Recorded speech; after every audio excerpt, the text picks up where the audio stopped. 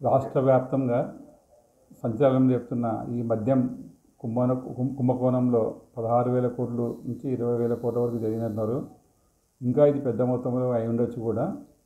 ఈ విషయంలో దొరకని చెప్ప ఒకటి ఉంది. అప్పటి రాష్ట్ర ఆర్థిక మంత్రి, మాజీ మంత్రివర్యులు, డోన్ శాసనసభ్యులుగా ఉండి ఆర్థిక మంత్రి ఉన్న బుగ్గన రాజేంద్ర రెడ్డి పాత్రని ఇంతవరకు వెలికి తీయలేదు. ఈయనకు తెలియకుండా ఇంత వ్యవహారం జరిగిందంటే నమ్మశక్యంగా లేదు. ఈ విషయంలో ఈయన కూడా దాదాపు కుట్రదారుగా ఉండి ఉంటాడని మేము భావిస్తున్నాము. ఈ విషయమై సమగ్ర దర్యాప్తు బుగ్గన పైన కూడా చేయవలసిందిగా మన రాష్ట్ర ముఖ్యమంత్రి గారిని కోరుతున్నాము. అదేవిధంగా మేము గతంలో కూడా ఈ ఎలక్షన్ సమయంలో డోన్ పాతపేట హాస్పిటల్ గురించి చెప్పిన విషయాలకి కట్టుబడి ఉన్నాము.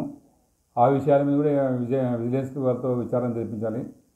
ఈ విచారణ జరిపిస్తే ఈ బుగ్గన డోన్లో ఎన్ని అవకతవకలు చేసినాడు, ఎంత మేరకు లబ్ధి పొందిన విషయాలు బయటకు వస్తాయి. కావున ఈ మద్యం కుంభకోణం కేసులోను, తర్వాత డోన్లో జరిగిన పనులలోనూ బుగ్గన యొక్క వాటా తేల్చాల్సిందిగా మేము రాష్ట్ర ముఖ్యమంత్రిని కోరుతున్నాము. నేను రేపు సోమవారం కానీ